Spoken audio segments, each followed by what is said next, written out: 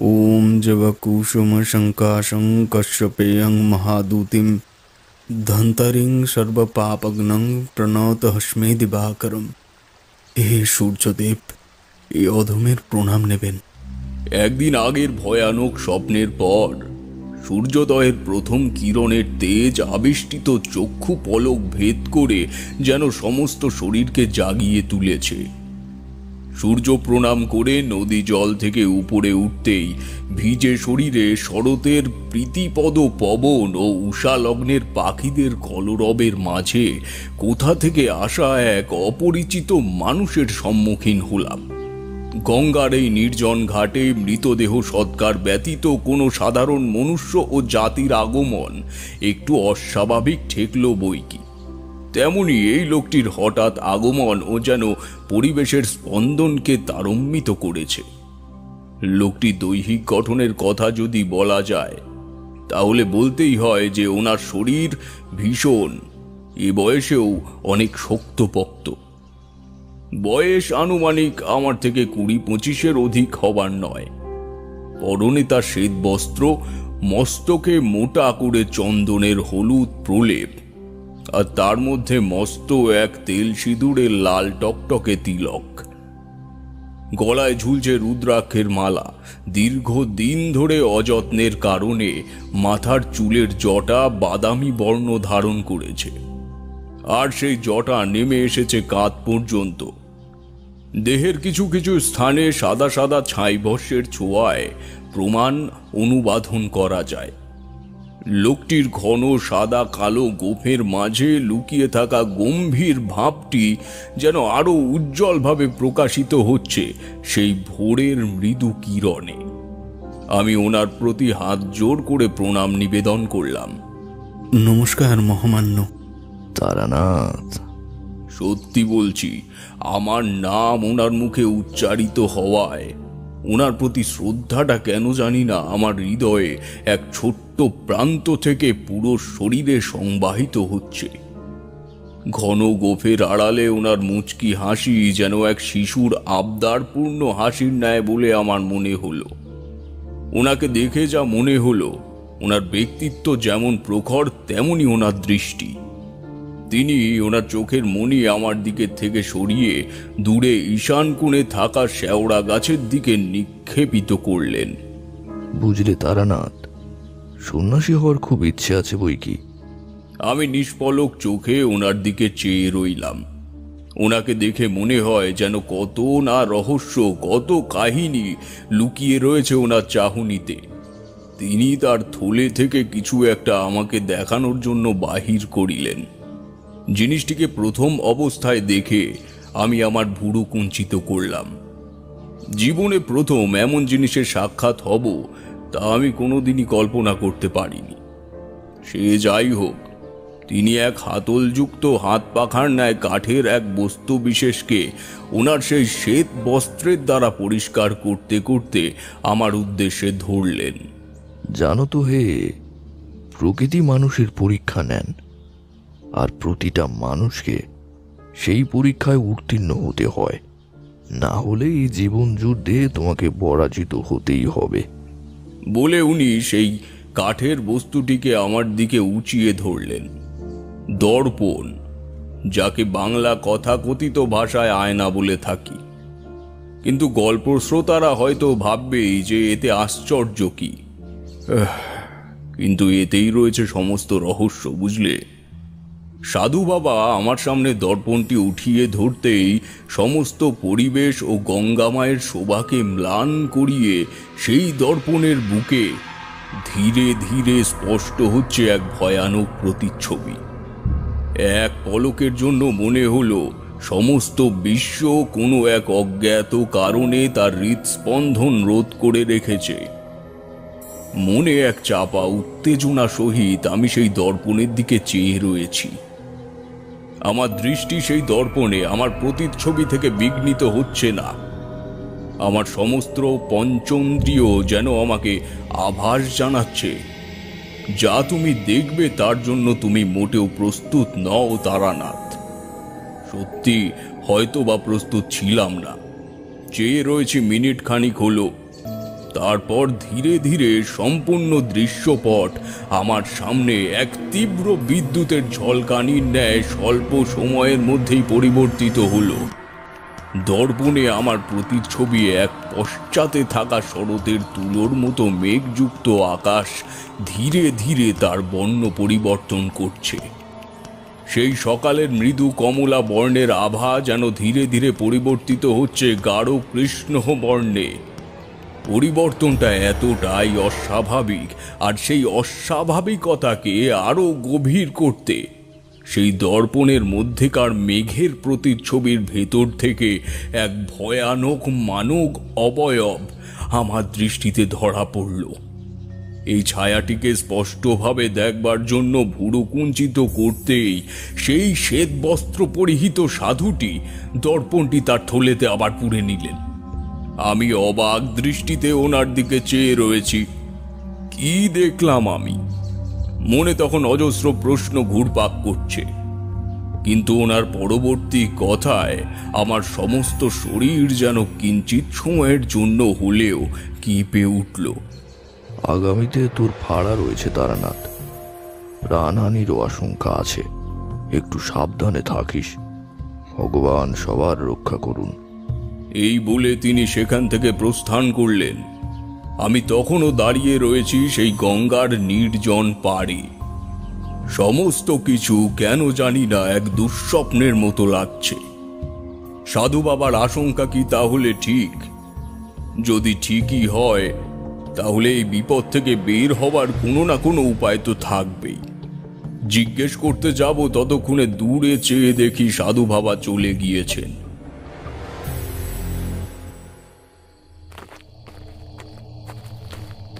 শুভ চন্দ্রিমা কিরণের মাঝে মিটমিট করে চলতে থাকা নক্ষত্রগুলো ও রাতের অন্ধকারে আমায় পথ চিনতে সাহায্য করছে।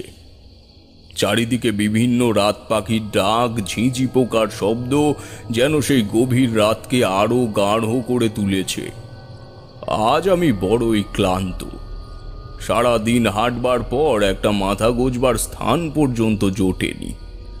আজ কি তাহলে আমি লোকালয়ে পৌঁছাতে পারবো না? যাকগে, কোনো এক গাছের তলায় বসে রাত্রি বাস করতে আমার অসুবিধে হবে না।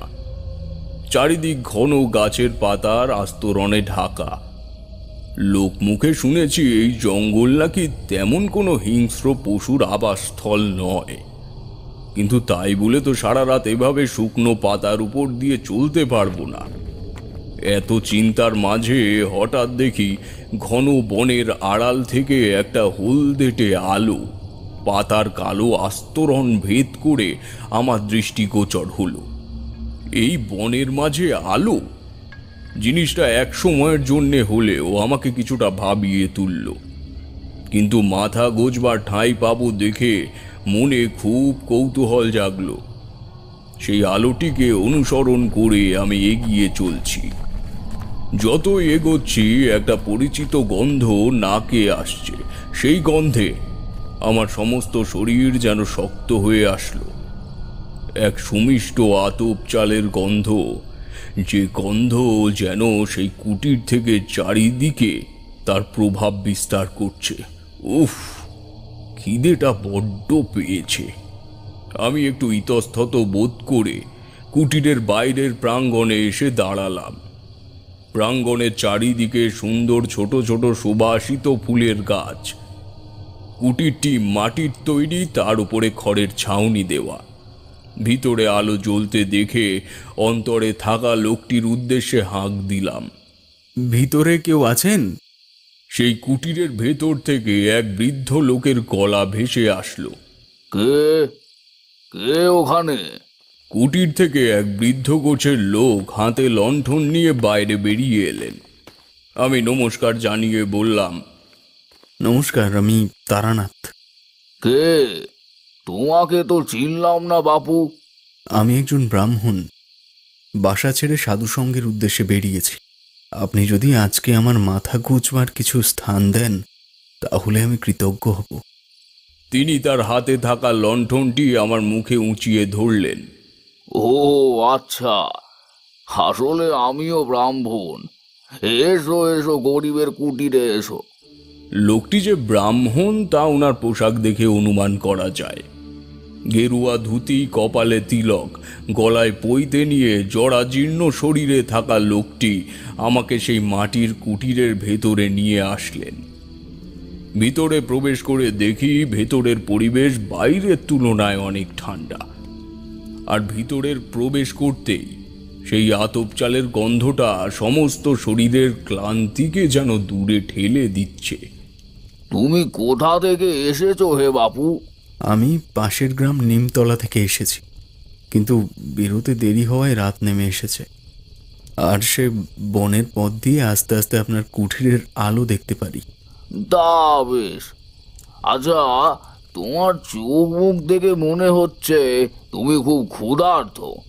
বাইরে জল রয়েছে বুঝলে, হাত মুখ ধুয়ে এসো, আমি কিছু খাবারের ব্যবস্থা করছি।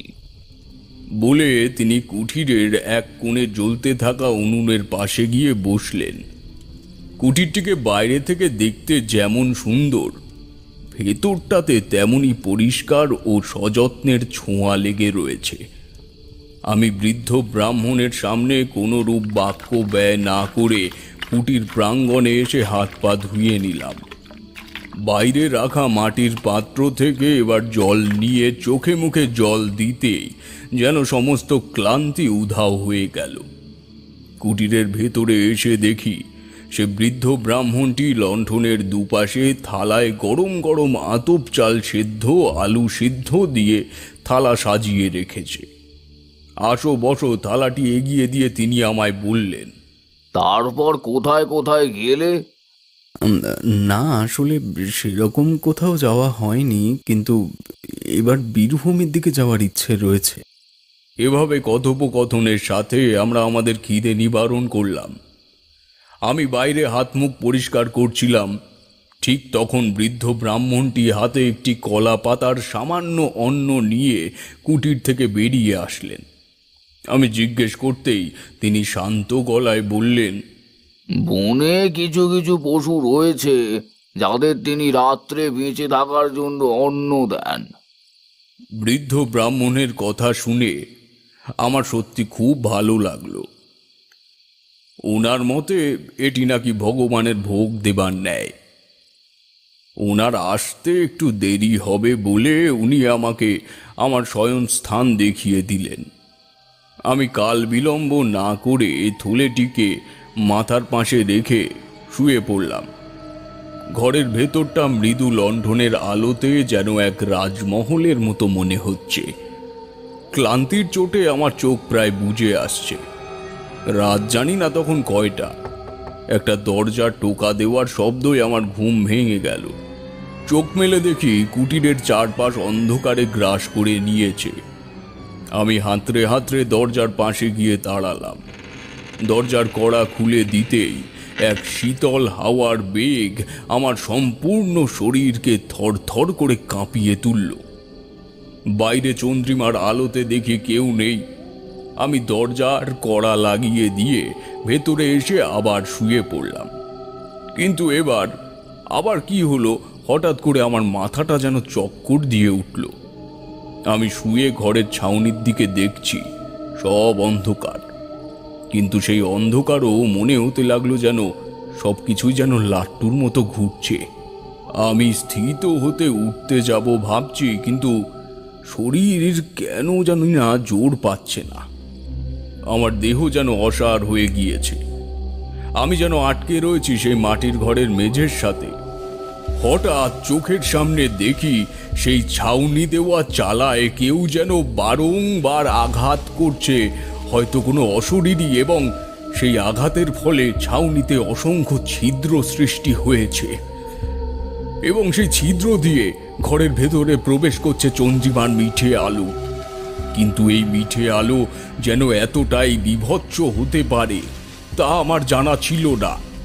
হঠাৎ শুনতে পারি সেই ছাউনির ওপরে দাঁড়িয়ে কতগুলি অশরীরীর অট্টহাসি করছে।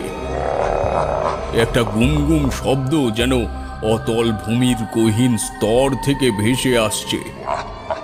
সেই শব্দ আস্তে আস্তে তীব্র থেকে তীব্রতর হতে হতে একটা সময় এসে পুরো মাটিতে কাঁপিয়ে দিল। তার সাথে সাথে কুটিরের এক কোণে থাকা সমস্ত বাসনপত্র যেন মাটির মেঝেতে পড়তে লাগলো। এই বাসনপত্রের ধাতব শব্দে চারিদিকে নিস্তব্ধতার যেন কোনো শেষ রইল না। আবার দরজায় একটু কথাবার্তার শব্দ।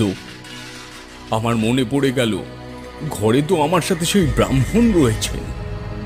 আমি ওনার উদ্দেশ্যে হাঁক দিলাম, ব্রাহ্মণ মশাই, ও ব্রাহ্মণ মশাই। কিন্তু কোনো জবাব এলো না। আমি কুটিরের বাইরে স্পষ্ট শুনতে পাচ্ছি কাদের পায়ের শব্দ। মাথা তখন স্থির নেই। যা শুনছি, যা বোধ করছি, তা কি আদৌ সত্য?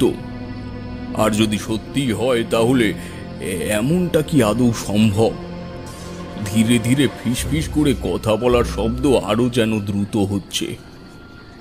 হঠাৎ এই কুটিরের ওপরের ছাউনি টুকরো টুকরো হয়ে গেল। সেই ছিদ্র দিয়ে আসা চন্দ্রিমার আলোতে স্পষ্ট দেখি যেন সেই কুটির এক ভয়ানক দৈত্যের অবয়ব ধারণ করছে। সে যেন দেখছে আমায়। আমি শুয়ে পাগলের মতো ছটফট করছি, কিন্তু আমি অসহায়। সে যেন আমার অবস্থা দেখে তাচ্ছিল্য করে আমার উপর হাসছে। আর তার সাথে চারিদিকের মাটির দেওয়াল যেন থরথর করে কাঁপছে। সেই কুটিরটি এবার যেন ধীরে ধীরে উপরে উঠতে লাগলো। সে যেন তার দেওয়ালকে চাদরের মতো জড়িয়ে বাতাসে ভাসছে। আর আমি নিথর হয়ে পড়ে রয়েছি মাটিতে। তার আকার এতটাই বড় ছিল যে চন্দ্রিমার আলো আমার শরীরেও এসে পতিত হচ্ছে না। চারিদিকের পরিবেশ তখন আমার কাছে দৃশ্যমান। আমি উঠে দাঁড়াতে চাচ্ছি, কিন্তু কোনো এক শক্তি যেন আমায় সম্পূর্ণ শরীরকে ভূমিষ্ঠ করে টেনে রেখেছে। মনে হচ্ছে আমাকে কেউ এক শিকল দিয়ে ভূমির সাথে বেঁধে রেখেছে। আমি আবার আমার ইষ্ট দেবতা কাল ভৈরবের মন্ত্র উচ্চারণ করতে লাগলাম। ওম জবা কুসুম শঙ্কাশং কশ্যপেয়ং মহাদূতিম দন্তরিং সর্ব পাপগ্নং প্রাণাতঃ স্মৃতি বাকরম। ভূমিতে শায়িত অবস্থায় থাকা সত্ত্বেও আমি মন্ত্র পাঠ করা থামালাম না। মন্ত্র উচ্চারণ করার সাথে সাথেই একটি তীব্র হাওয়ার বেগ এসে যেন আশেপাশের পরিবেশকে আরো অশান্ত করে তুলছে। সেই পৈশাচিক অট্টহাসির মধ্যেও মন্ত্র উচ্চারণ করা থামালাম না। সেই অট্টহাসি এতই তীক্ষ্ণ ছিল যেন সমস্ত ত্রিভুবন গর্জে উঠল। আমি মন্ত্র উচ্চারণ শেষ করতেই শরীরে একটি তেজ অনুভব করতে পারছি। আমি কোনো ক্রমে শরীরের সমস্ত শক্তিকে কেন্দ্রীভূত করে সমস্ত শক্তিটাকে শিকলের বাঁধন ছেড়ে উঠলাম। উঠেই আর কোনো দিকে তাকানো নেই। যেখানে শুয়েছিলাম তার পাশে আমার থলেটা রাখা ছিল। সেই থলেটিকে হাতে নিয়ে এখান থেকে দৌড়ে পালালাম। দৌড়ানোর সময় একবার পিছনে তাকিয়ে দেখতে গেলাম, তখন দেখি সেই মায়াবী কুটিরটি আমাকে দূর থেকে দেখে হাসছে।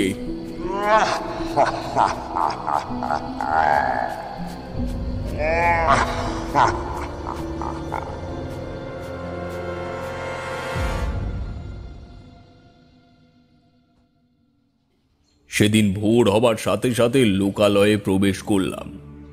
এভাবে কেটে গেল আরো 1-2 দিন। নিত্য জীবনে কিছু এমন এমন ঘটনা ঘটছে যা আমার সমস্ত চেতনাকে ভ্রমিত করেছে। প্রতি পদে পদে যেন মনে হচ্ছে আমার জন্য কেউ অপেক্ষা করছে। তাহলে ওই দর্পণের দৈবিক শক্তি কি সত্যি? আচ্ছা ঠাকুরমশাই, আপনিও তো ভবিষ্যৎ বলতে পারেন, কিন্তু প্রথমবার এরকম ভবিষ্যৎ দেখা আয়নার কথা শুনলাম।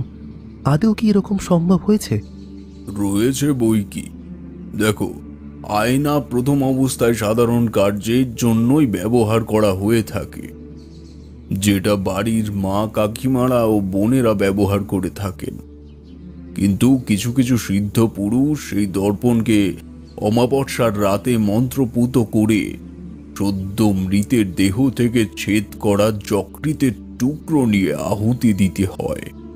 তারপর আরো কয়েকটি নিয়ম বিধি এবং তারপরেই হাতে থাকবে এবং সাংঘাতিক ক্ষমতা বিশিষ্ট দর্পণ। আসল কথা হচ্ছে সেই দর্পণে আবদ্ধ করে রাখা হয় কিছু অপশক্তিকে, যেমন পিশাচ। তোমরা জানো যে পিশাচকে নিজের নিয়ন্ত্রণাধীনে রাখতে পারলে সে তোমাকে সমস্ত অতীত ভবিষ্যৎ জানান দেবে। তেমনি এই দর্পণ। তারপর কি হলো ঠাকুরমশাই? তারপর এভাবে কেটে যায় প্রায় 3-4 দিন। সেদিন ছিল মহা চতুর্থীর রাত। আকাশের বুকে অর্ধচন্দ্রিমা যেন তারাদের সাথে আঁকিবুকি খেলছে। একটা বটগাছের তলায় ধুনি জ্বালিয়ে বসে রয়েছি। কোথায় যাব, কি করব, কোনোটাই মাথায় আসছিল না। বাড়ি থেকে বের হয়েছি সে 1 বছর তো হয়েই গেল, কিন্তু সাধু সঙ্গ আর পেলাম কোথায়। বাড়ির কথা খুব মনে পড়ছিল। ভাবতে ভাবতে কোন সময় যে চোখের পলক দুটি ক্লান্তির জোরে বুঝে আসছিল তা বলতে পারি না। কিন্তু হঠাৎ আমার চমক ভাঙল।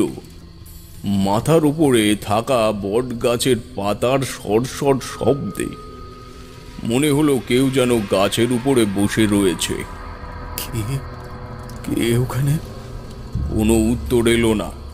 কিছুক্ষণ পর আবার সব চুপ। ধুনিতে জ্বলতে থাকা কাঠ কয়লার দিকে একাগ্র চিত্তে তাকিয়ে রয়েছি, কিন্তু ঘটনাটা আবার পুনরাবৃত হলো। আমার সমস্ত শরীরে যেন বিদ্যুৎ প্রবাহিত হচ্ছে। সমস্ত পঞ্চ ইন্দ্রিয় যেন আমাকে কিছু একটা জানান দিচ্ছে যে এখনই এমন কিছু অপ্রত্যাশিত হতে চলেছে যেটার জন্য আমি প্রস্তুত নই। প্রথম ধাক্কাটা এবার ধীরে ধীরে বুঝতে পারলাম।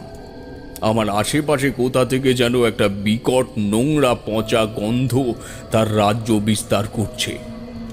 এই গন্ধ যেন শ্রীকৃষ্ণের স্বর্গ থেকে নিয়ে আসা শিউলি ফুলের সুবাসকেও অপবিত্র করে দেবে। এই মুহূর্তেই কোথা থেকে যেন শোঁ করে এক প্রচণ্ড হাওয়ার বেগ এসে আছড়ে পড়ল সেই বটতলায়।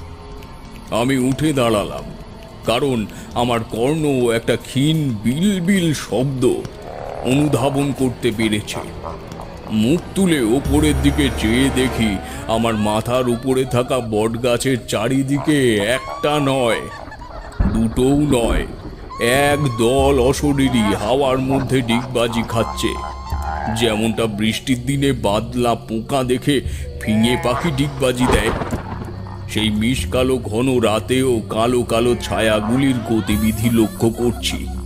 তারা যেন একে অপরের সাথে কথা বলছে, কিন্তু সাধারণ মানুষের মতো নয়, কিছুটা অস্পষ্ট শিশুদের গলার ন্যায়। আমি বড় বড় চোখে তাকিয়ে রয়েছি তাদের দিকে। দুর্গন্ধ ততক্ষণে এতটাই প্রবল হয়েছে যে সেখানে দাঁড়িয়ে থাকা দায়। তবুও আমি পাথরের মতো চেয়ে রয়েছি সেই অশরীরীর দিকে। চলে যায় এখান থেকে, না হলে তোর মৃত্যু অনিবার্য। আমার পেছনে এক বিকট কণ্ঠের উৎস শুনে আমার রক্ত হিম হয়ে আসলো। বুকে সাহস নিয়ে পেছনের দিকে তাকাতেই দেখি বাতাসের তালে তালে ভাসমান সেই অশরীরীগুলি আমার সাথে তাচ্ছিল্য করছে। আমি ততক্ষণে ক্রোধে লাল হয়ে উঠেছি, কিন্তু ঠিক এই সময় অবিশ্বাস্যের মতন ঘটনা ঘটে গেল আমার চোখের সামনে। বটগাছের তলায় আমি বাদে ততক্ষণে কোনো জীবিত প্রাণী ছিল না, কিন্তু কোনো এক দৈবিক বলে সেই গভীর রাতে এক পাখির কণ্ঠস্বর শুনতে পেলাম। পাখির ডাক শুনতে পাওয়াটা অস্বাভাবিক নয়, কিন্তু অস্বাভাবিক সেই শব্দের উৎস। আমার সামনে চলতে থাকা ধুনির অগ্নিকুণ্ডে যেন কোথা থেকে প্রাণ এসে জুড়ল। এত কিছুর মাঝে অগ্নিকুণ্ডের কথা ভুলে গিয়েছিলাম, কিন্তু এবার নজর পড়তেই দেখি ধুনিতে জ্বলতে থাকা কাঠ কয়লা সেই অগ্নিকুণ্ড থেকে বেরিয়ে ছিটকে আমার পায়ের পাশে এসে পড়ছে। মনে হচ্ছে কেউ যেন এখনই সেই ধুনির অগ্নিকুণ্ড থেকে বেরিয়ে আসবে। আর তাই হলো। কোথা থেকে একটি বায়স, যাকে আমরা দাঁড় কাক বলে থাকি, সেই দাঁড় কাক জ্বলন্ত শরীরে সেই অগ্নিকুণ্ড থেকে বেরিয়ে আসলো। দেহে থাকা সমস্ত পালক যেন অগ্নির শিখায় কমলা বর্ণ ধারণ করেছে, আর অগ্নিফুলকি নিক্ষেপিত করছে তার আশেপাশে। প্রথমটাতে দাঁড় কাক এসে তার মুক্তোর মতো চোখ দিয়ে এদিক ওদিক তাকিয়ে পরিবেশকে অনুধাবন করার চেষ্টা করল। তারপর ডানা দুটিকে মেলে ধরে সে তার কালো তীক্ষ্ণ চঞ্চু দিয়ে ডানা জোড়া পরিষ্কার করতে থাকে। এমন ভয়ানক খেচড় না আগে কোনোদিনও দেখেছি বা কোনোদিনও শুনেছি। আমি ভয়ে ভয়ে এক পা পিছুতে না পিছুতেই বটগাছের একটা বড় শিকড় দ্বারা মাটিতে হুড়মুড়িয়ে পড়ে গেলাম। আমার মাটিতে পড়বার শব্দ শুনতেই সেই ভয়ানক খেচড়টি আমার দিকে তাকিয়ে তারকেশ্বরে চিৎকার করে উঠল। আর এই চিৎকারের সাথে সেই অশরীরী গুলির বেগ যেন হঠাৎ করে বেড়ে গেল। সেই কর্ণ বিদীর্ণ চিৎকারে যেন সমস্ত পৃথিবী এক মুহূর্তের জন্য কেঁপে উঠল। আমি হাঁটু গেড়ে আমার থুলের দিকে এগিয়ে যেতেই এক মন্ত্র উচ্চারণ সমস্ত পরিবেশকে আবার আগের মতো স্বাভাবিক করে তুলল। সেই মন্ত্র উৎস অনুসন্ধান করতে পেছনে তাকিয়ে দেখি সেই শ্বেত বস্ত্র পরিহিত সাধু বাবা। কোথায় সেই কটুগন্ধ, কোথায় সেই অশরীরী দল, কোথায় গেল সেই ঝড় হাওয়া?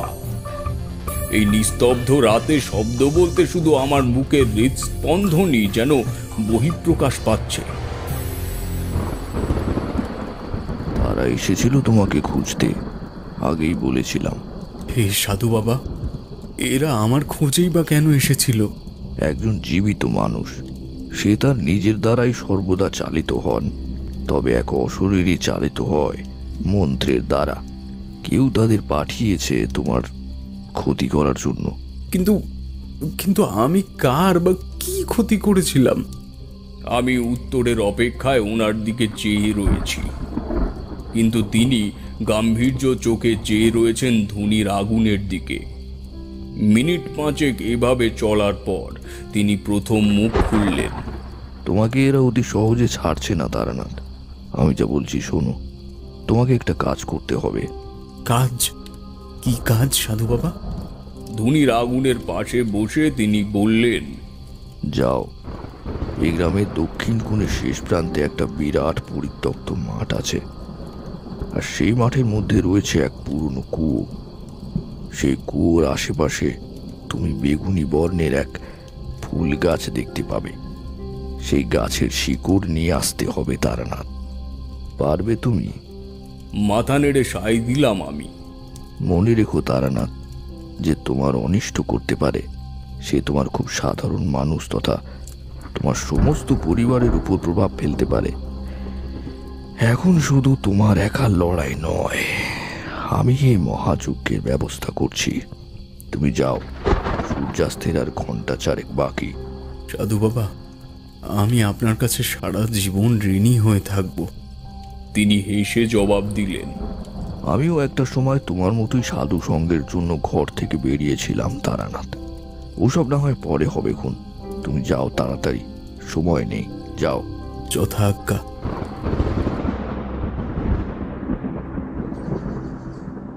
আপনি একাই চলে গেলেন? আমার মনে হয় মাঝ রাস্তায় তাই সেই অশরীরী দল আপনার উপরে আবারও হানা বসিয়েছিল। আচ্ছা ঠাকুরমশাই, আপনি চাইলেই তো দেহ শুদ্ধি করে নিজেকে রক্ষা করতে পারতেন, তবে তার বলতে তখনও বীরভূমের মাতু পাগলির সাক্ষাৎ হয়নি আমার সাথে। মন্ত্র বলতে ইষ্টদেব কাল ভৈরবের বীজ মন্ত্র ছাড়া অন্য কোনো বিশেষ মন্ত্র জ্ঞান তো ছিল না। বুঝলাম ঠাকুরমশাই, কিন্তু তারপর কি হলো? হ্যাঁ, তারপর? কিশোরী হে কিশোরী, যদি সেদিন মাঝপথে সেই অশরীরী দল হানা দিত, প্রাণে হয়তো বাঁচতে পারতাম না। তবে হলো তার বিপরীত। সেদিনের শিক্ষা আমি কোনোদিনও ভুলব না।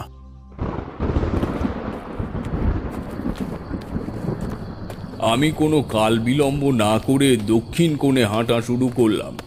রাত তখন প্রায় 12টা। গ্রামটিকে বাঁদিকে রেখে আমি এগিয়ে চলেছি হাজারো প্রশ্ন মাথায় নিয়ে। কে আর কেনই বা? সে যাই হোক, একজন ভালো সাধুর দর্শন তো পাওয়া গেল। ভগবানের কাল ভৈরবের দয়ায় এই বিপদ কেটে গেলে ওনার কাছেই দীক্ষা নেবার জন্য আবদার করব। ওনার এরকম নম্র ব্যবহার দেখে মনে হয় তিনি না করবেন না।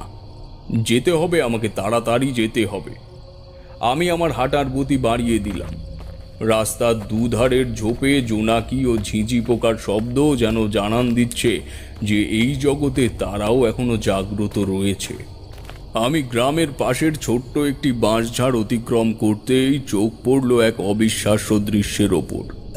আমি সরু পথ ধরে হেঁটে চলেছি, আর হঠাৎ পথের মাঝে দাঁড়িয়ে থাকা মস্ত সাদা ধবধবে গোমাতা আমার দৃষ্টি আকর্ষণ করল। এত রাতে তিনি এখানে কি করছেন? দুপা এগোতেই দেখি তিনি তার প্রকাণ্ড শরীর নিয়ে দাঁড়িয়ে রয়েছেন পুরো রাস্তা দখল করে। কি অপূর্ব ওনার উজ্জ্বলতা! প্রকাণ্ড দুটি কালো শিং, গলায় মালার ন্যায় ঝুলছে এক পেতলের ঘণ্টা। কিছুক্ষণ পরপর গোমাতা তার মাথা ঝাঁকাচ্ছেন, আর সেই ঝাঁকুনির ফলে ঘণ্টা থেকে বেরিয়ে আসছে সুমধুর ঘণ্টার ধ্বনি।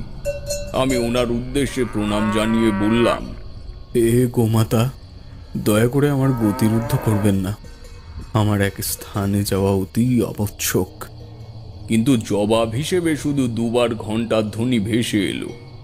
আমি মস্তক ভেদ করে আবার ওনার উদ্দেশ্যে বললাম, হে গোমাতা, আপনি আমার পথের মাঝে এসে দাঁড়িয়েছেন। আপনার পুত্রকে পথে পা রাখবার একটু স্থান দিন। আমার যে বড় সংকট মাতা। প্রত্যুত্তরে আবারও ঘণ্টার ধ্বনি। মনে হয় তিনি আর পথ ছাড়বেন না, কিন্তু উপায়? পাশের ঝোপ দিয়ে হেঁটে চলে যাব ভাবছি, তাহলে তো ওনার অসুবিধা হবে না, আর আমি আমার গন্তব্যে পৌঁছাতে পারবো। আমি বেশি না ভেবে পথের পাশে থাকা ঝোপের দিকে পা বাড়ালাম, কিন্তু চোখের সামনে যা ঘটল তা দেখার জন্য আমি সত্যিই প্রস্তুত ছিলাম না। সামনে তাকিয়ে দেখি গোমাতার সাদা প্রকাণ্ড শরীর ধীরে ধীরে আরো বড়, আরো প্রকাণ্ড রূপ ধারণ করছে। এ কেমন করে সম্ভব? এ তবে কোনো সাধারণ প্রাণী নয়। ওনার পদ, শিং, মস্তকের আকার বৃদ্ধি পেতে পেতে সেই ঝোপকেও ছাপিয়ে গেল। আমার আর বুঝতে বাকি রইল না, ইনি কোনো দৈবিক শক্তি সম্পন্ন ঐশ্বরিক অবতার। আমি হাঁটু গেড়ে বসে পড়লাম মাটিতে। হে মাতা, আমি জানি না আপনি আমার কিসের পরীক্ষা নিচ্ছেন। আপনি যদি আমার পথ রুদ্ধ করে রাখেন তবে আমি আমার গন্তব্যে পৌঁছাতে অক্ষম হয়ে যাব। তবুও আমি আপনাকে ডিঙিয়ে অসম্মানিত করতে পারবো না। আমার প্রণাম নেবেন মাতা। বলে আমি সেখান থেকে পিছু পা হয়ে আবার সেই বটতলার দিকে ফিরে আসি। আসবার আগ মুহূর্তে গোমাতার ঘণ্টা থেকে ভেসে আসা ঘণ্টার ধ্বনি আমার কানে আসলো। আমি তখনও ভাবছি কি হবে এখন। খালি হাতে গেলে সাধু বাবা হয়তো ক্রুদ্ধ হবেন, আমার জন্য হয়তো আর কোনো উপায় থাকবে না। ভাবতে ভাবতে প্রায় চলেই এসেছি, তখন শুনি একজনের মুখে আমার নাম উচ্চারিত হলো। না, এ তো আমার পরিচিত কণ্ঠস্বর নয়। যতটা শ্রুতিগোচর হলো তাতে বুঝলাম আমার বিরুদ্ধে কেউ কাউকে কুবুদ্ধি দিচ্ছে। কিন্তু কে এই বক্তা? বটতলার পিছনে একটি ঝোপের আড়াল থেকে যা দেখলাম তাতে আমার চক্ষু চড়ক গাছ। দূর থেকে দেখি সেই সাদা বস্ত্র পরিহিত সাধু তার সামনে থাকা এক ধোঁয়ার কুণ্ডলীকে কিছু একটা বলছে। আমার এখন ধীরে ধীরে সব মনে পড়ছে। এ কোনো সাদা ধোঁয়ার কুণ্ডলী নয়। সেই সাদা ধোঁয়া কুণ্ডলীর ভেতরে লুকিয়ে রয়েছে এক ভয়ঙ্করী অপশক্তি, যার নেই কোনো মৃত্যু, যা অপরাজেয়। তন্ত্র মতে এক পক্ষ ধরে কোনো মৃত শবদেহের ওপরে বেতাল মন্ত্র জপ করে অমাবস্যার রাতে পূর্ণাহুতি দিতে হয়। তারপর জন্ম হয় এক লেলিহান শিখার, বেতাল।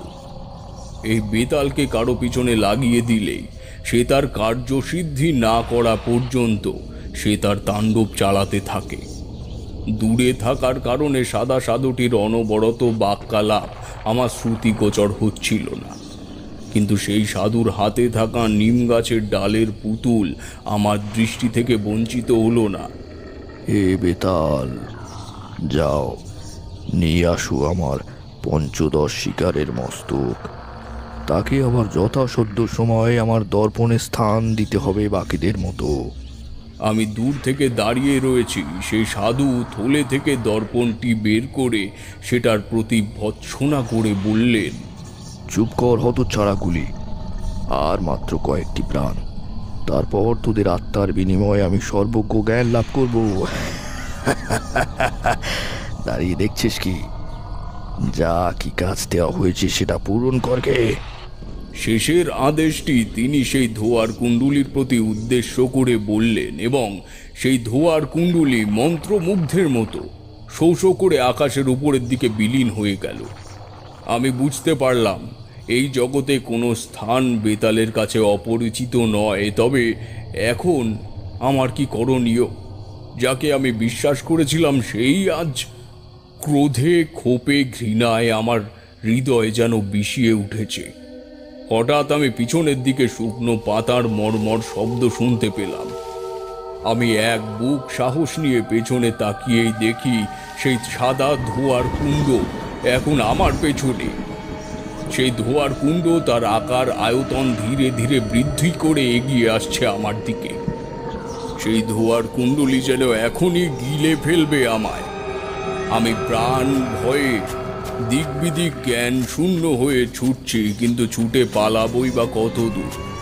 কোথায় ঝোপঝাড়, কোথায় নালা, আমি ছুটছি আর আমার পিছু ধাওয়া করেছে আমার মৃত্যুবার।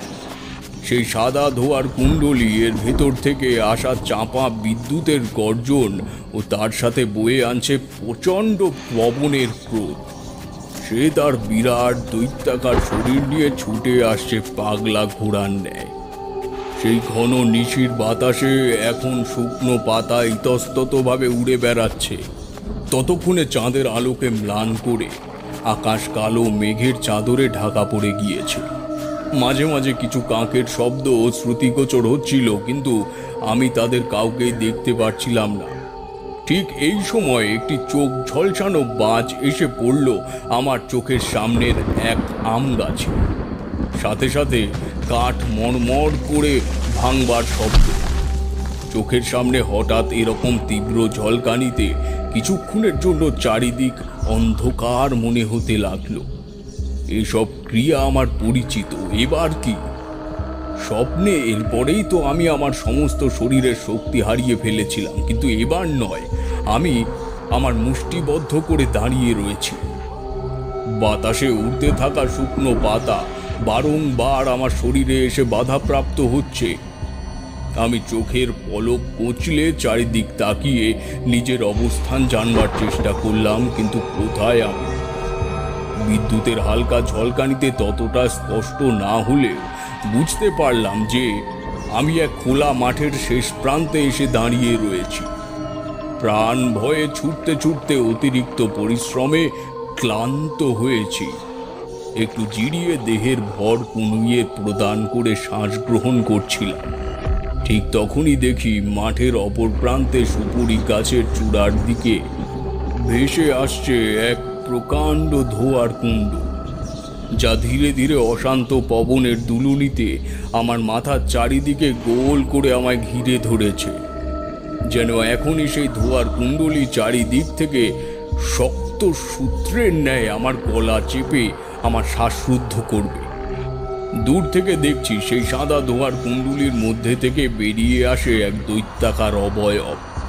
সেই অবয়বের আকার এক বড় ইউক্যালিপটাস গাছের ন্যায় বিশাল, আর সেই বিশাল অবয়বের চোখে জ্বলন্ত লাল অগ্নিশিখা। ধোঁয়ার মধ্যে থেকে এরকম অবয়ববাহী প্রকাশ পেতেই সমস্ত বিশ্ব সেই অবয়বের হুঙ্কারে থর থর করে কেঁপে উঠছে। বিদ্যুতের ঝলকানিতে দেখলাম যে সেই অবয়ব একটি তার নৌকার পালের ন্যায় মস্ত বড় বড় হাত উপরে তুলে আমার দিকে নিক্ষেপ করছে। সাথে সাথে সেই ধোঁয়া কুণ্ড যেন তীরের ন্যায় আসছে আমার দিকে। ঠিক এই সময় আমার সমস্ত বিশ্বাসকে তুচ্ছ মনে করিয়ে অবিশ্বাস্য এক ঘটনা ঘটল। সেই বেতালের ধোঁয়ার কুণ্ডলী থেকে বেরিয়ে এলো সাদা তুলোর ন্যায় এক জোড়া ঘোড়া।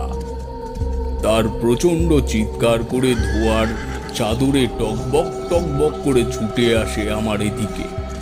জীবনে ঘোড়া আমি অনেক দেখেছি, এমনকি ঘোড়াকে নিয়ন্ত্রণ করার সামর্থ্য আমার রয়েছে, কিন্তু এ যেন কোনো সাধারণ ঘোড়া নয়। ধোঁয়াতে তাদের দেহের সঠিক বর্ণনা দিতে না পারলেও তাদের দেহের চর্ম যেন মাছের আঁশের ন্যায় শক্ত কবজের মতো, এবং তাদের মাংসল পেশি দিয়ে বেরিয়ে আসছে হলদেটে আগুনের ফুলকি। প্রতিটা পদক্ষেপে তাদের দেহের দুলুনিতে সেই আগুনের ফুলকি যেন ছড়িয়ে পড়ছে সমস্ত বিশ্বে, আর যেদিকে সেদিকে সেই আগুনের ফুলকি পড়ছে সেই স্থান অগ্নিসংযোগে দগদগ করে জ্বলে উঠছে। অগ্নির এহেন রূপ আমার চোখে কোনোদিনও ধরা পড়েনি।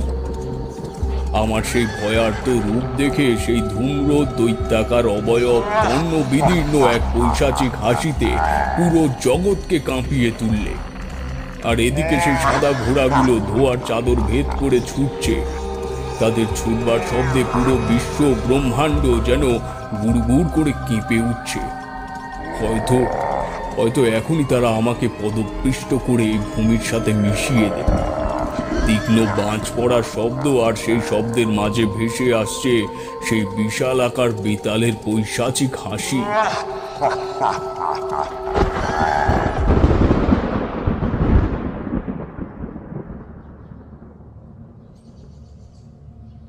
হয়তো সেদিন আমার কপালে মৃত্যু ছিল না কিশোরী। সেই মুহূর্তে আমার মাথায় চলে আসে আমার ইষ্ট দেবতা কাল ভৈরবের কথা। একমাত্র তিনিই রয়েছেন যিনি আমায় রক্ষা করতে পারবেন। আমি কোনো উপায় না পেয়ে সেই শুকনো পাতার ঝড়ের মাঝে মাঠের প্রান্তে বসে কাল ভৈরবের মন্ত্র উচ্চারণ করতে বসলাম।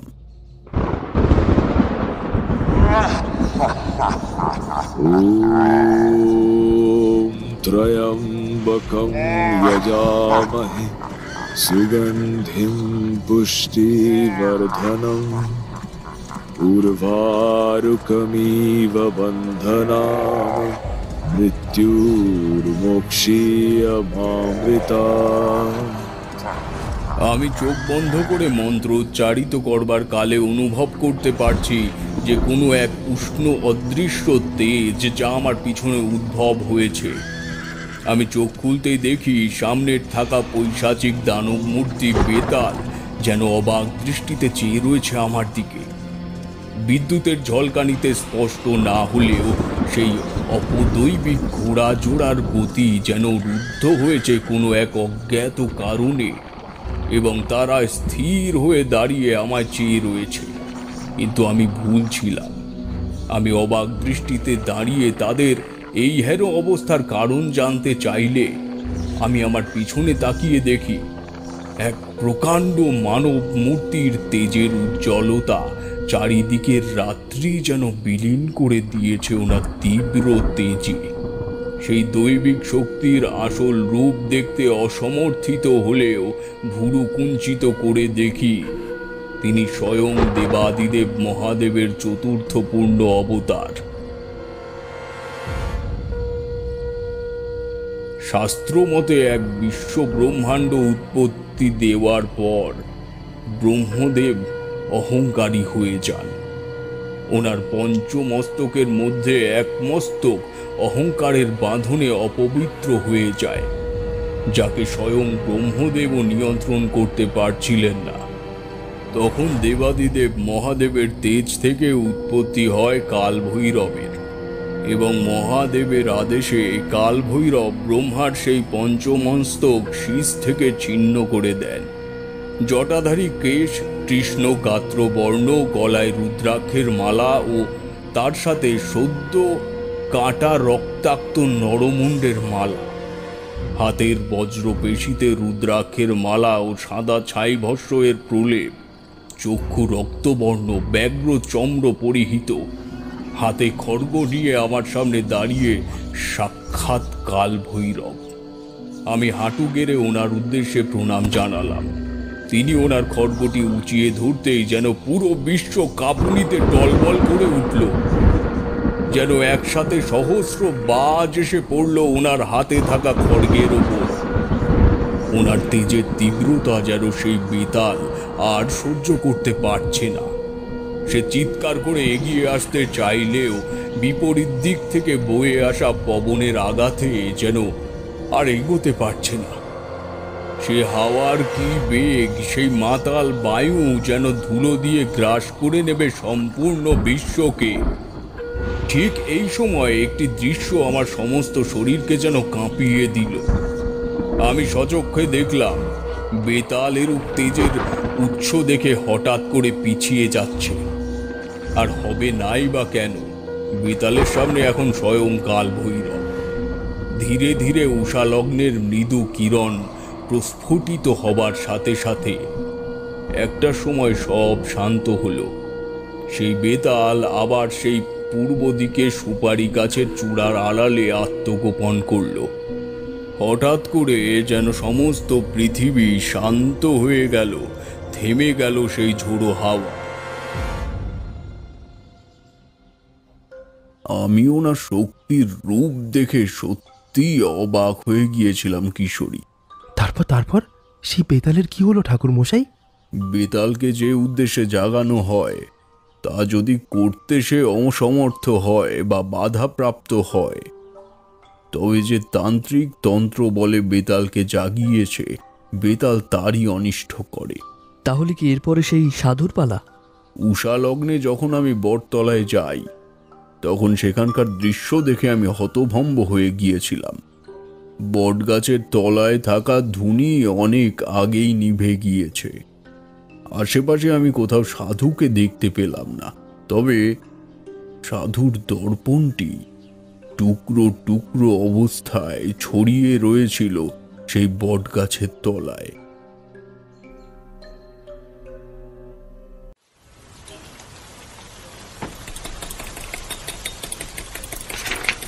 কিশোরী, আজকের কাগজটা পড়েছো? 3 নম্বর পৃষ্ঠায় কি লিখেছে দেখো। সময় পেলাম কই, সকাল থেকেই যা বৃষ্টি, বাইরে তো বেরোতেই পারলাম না। কই দেখি।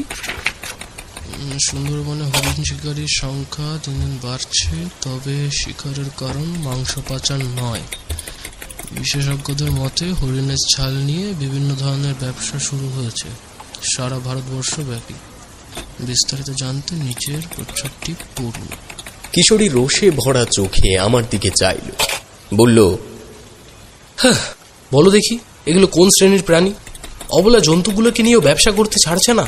আসলে জীবজন্তু হত্যা করে তার মাংস খাওয়া অথবা তার চামড়া বিক্রি করার ব্যবসা এ তো আর আজ নয়, অনেক আগের থেকেই হয়ে আসছে। দিনটা ছিল রথ পূর্ণিমা। অনেকদিন পর একটা অতিরিক্ত ছুটি পেয়ে মনটা আনন্দে সকাল থেকেই উৎফুল্ল ছিল। কিন্তু ছোট থেকেই যা দেখে আসছি আজও তার পরিবর্তন হয়নি। রথের দিন বৃষ্টি হয় না, এটা ভাবাও কল্পনাতীত। সকাল থেকে অঝোর ধারায় বৃষ্টি, বিকেল বেলায়ও খুব একটা কমেছে তা নয়। টিপটিপে বৃষ্টি মাথায় নিয়েই আমি আর কিশোরী তারানাথের বাড়ি যাব বলে ঠিক করেছি। মটলেনের মুখটাতেও দেখলাম কয়েকটা দোকান বসেছে। সেখান থেকে গরম গরম জিলিপি আর তারানাথের জন্য 1 প্যাকেট পাসিংশো নিয়ে পৌঁছলাম তার বাড়ির সামনে। কিশোরী গলা চড়িয়ে বলল, ঠাকুরমশাই বাড়িতে আছেন নাকি? ভেবেছিলাম হয়তো চারি এসে দরজা খুলবে, কিন্তু সে ধারণায় জল ঢেলে দিল তারানাথ নিজেই। আমাদের পেছনে এসে দাঁড়িয়ে বলল, কি হে, রথের দিন মেলায় না গিয়ে আমার বাড়ির সামনে? আমরা চমকে পেছনে তাকালাম। তারানাথ দেখি হাসি মুখে হাতে একটা বস্ত্রালয়ের প্যাকেট নিয়ে দাঁড়িয়ে রয়েছে। আপনি জামা কাপড় কিনতে গেছিলেন নাকি? কিশোরী প্রশ্ন করল। তারানাথ সদর দরজার তালা খুলে বলল, জামা কাপড় বলতে তোমরা আগের দশমীতে যা দিয়েছিলে ওই, এটা আমার নয়, চারির জন্য কিনা। তারানাথ আমাদের বৈঠকখানায় বসিয়ে একটু পাশের ঘরে গেল। খানিক বাদে ফিরে এসে বলল, জিলিপি আগে খাবে নাকি চা বলবো? কিশোরী বলল, ঠাকুরমশাই আগে চাটাই হোক। আচ্ছা বেশ, চারিমা চায়ের জল বসা দেখি। বলে তারানাথ এসে তক্তপোষে বসল। তার চোখে মুখে আজ একটা অন্যরকম প্রশান্তি লক্ষ্য করছিলাম। কোনো এক বিশেষ কারণে আজ সে মন থেকে খুশি আছে, এ তার শরীরী ভাষায় স্পষ্ট। এমন সময় কিশোরী হঠাৎ করে বলে বসল, ঠাকুরমশাই, শুনেছি তান্ত্রিকরা বাঘ, হরিণ বা এই জাতীয় কিছু নির্দিষ্ট প্রাণীর ছালের ওপর বসে অনেক ধরনের সাধনা করে, তাই কথা কি সত্য? তারানাথ মাথা নেড়ে সম্মতি জানালো। কিশোরী বলল, তাহলে এই ঝালগুলো তারা পায় কোথায়? তারাও তো তবে এক প্রকার হত্যাকারী। কথাটা শুনে তারানাথের চাউনি মুহূর্তে বদলে গেল। আমি বিরক্ত দৃষ্টিতে কিশোরীর দিকে একবার তাকালাম। এই কিশোরীটাও হয়েছে তেমনি, গল্প শোনার লোভে হোক বা প্রসঙ্গ টানার ভিত্তিতে যাই হোক না কেন, তাই বলে একেবারে হত্যাকারী। তারানাথ দৃঢ় কণ্ঠে বলল, তান্ত্রিক বলতে তোমরা কি বোঝো? তন্ত্র সাধনায় কোনো ক্ষেত্রে কোনো জীবিত প্রাণীকে হত্যা করে উচ্চতর সাধক হওয়ার কথা উল্লেখ নেই। তাই যে কোনো মন্তব্যের আগে তার তাৎপর্য বিশ্লেষণ করে তারপর প্রশ্ন করবে। হাওয়া অন্যদিকে বইছে দেখে আমি কথা ঘুরিয়ে বললাম, মানে ঠাকুরমশাই, কিশোরী আসলে বলতে চাইছে আপনার জীবনে এমন কোনো সাধনা আছে কি যেখানে আপনি কোনো মৃত জীবজন্তুর ছালের উপর উপনিবেশ করেছেন? কথাটা শুনে দেখলাম তারানাথ একটু নরম হয়ে এলো। তার মুখে আবার সেই পরিচিত হাসির ছাপটা ফুটে উঠেছে ক্রমশ। নিচু গলায় বলল, তোমাদের জ্ঞান যে কতটুকু তা জানা সত্ত্বেও আমি মাঝে মধ্যে উগ্র হয়ে পড়ি। আসলে দোষটা তোমাদের নয়। এই জগৎ সংসারে যেটুকু বাস্তুতান্ত্রিক তার বাইরে তোমরা কিছুই জানো না। তোমরা সেটাই বলো যেটুকু তোমাদের দৃষ্টিগোচর হয়। তবে প্রসঙ্গ যখন এখানে এই নিয়ে একটা ঘটনা তোমাদের না বললে তোমরা বুঝবে না। কিশোরী, একটা সিগারেট দাও। ধোঁয়া চোখের সামনে না দেখলে গল্পটা ঠিক খোলতাই হয় না। কিশোরী দ্রুত পকেট থেকে পাসিং শোয়ের প্যাকেটটা বের করে তারানাথের দিকে এগিয়ে দিল। তারানাথ তার থেকে একটা সিগারেট বের করে আঙুলে দুবার পাকিয়ে ধরিয়ে নিল। এই সময় ঘরে চাড়িয়ে এসে চায়ের কাপ প্লেটগুলো নামিয়ে চলে গেল। তারানাথ বলল, এখানে রাখ, এই নাও চা খাও, আমি গল্পটা শুরু করি। আমার ভবঘুরে জীবনের শুরুর দিকের ঘটনা। তখন সবে মধুসুন্দরী দেবীর আশীর্বাদ ধন্য হয়েছি। রাস্তায় রাস্তায় ঘুরে বেড়াই, কিন্তু রাত হলেই মনে হয় বরাকর নদীর তীরে ফিরে যাই। কোনো মতেই নিজেকে সামলাতে পারি না সেই সময়। কিন্তু এই মোহ আমায় ধীরে ধীরে আমার লক্ষ্যের প্রতি দুর্বল করে তুলছে, তা বেশ বুঝতে পারছিলাম আমি। এমনই একদিন নিজের উন্মাদ মনকে এক শ্মশান ঘাটে বসে আমার জীবন চয়নের প্রতি অবগত করছি। হঠাৎ পেছন থেকে একজন আমায় ডাকল। নমস্কার, আমি শ্রীনিবাস আচার্য। আপনি কি সন্ন্যাসী? চমকে উঠে পেছনে তাকালাম। দেখি একজন মধ্যবয়স্ক ভদ্রলোক পেছনে এসে দাঁড়িয়েছেন। পোশাক পরিচ্ছদ সাধারণ এবং চেহারায় ব্যক্তিত্বের ছাপ আছে। প্রণাম জানিয়ে বললাম, হ্যাঁ বলুন, কি বলতে এসেছেন? লোকটি আমার পাশে বসে বলল, ঠাকুর, আজ বছর 3 হলো আমি উড়িষ্যা থেকে এখানে এসেছি। পেশায় আমি একজন মৎস্যজীবী। দেশের বাড়ি জায়গা জমি সব বিক্রি করে যা টাকা কড়ি ছিল সব দিয়ে এখানে এসে একটু ভিটে বাড়ি, জায়গা ও 2টি পুকুর কিনি। ঈশ্বরের অশেষ কৃপায় 2 মাস আগে আমার একটি কন্যা সন্তান হয়েছে। তো সেদিন আমি পুকুরে গেছি আর আমার গিন্নি মেয়েকে স্নান করাচ্ছিলেন বাড়িতে। এমন সময় বাড়ির উঠোনে একজন যুবক এসে দাঁড়ায়। স্ত্রীর চোখে চোখ পড়তেই সে প্রণাম করে দাওয়ায় এসে বসে।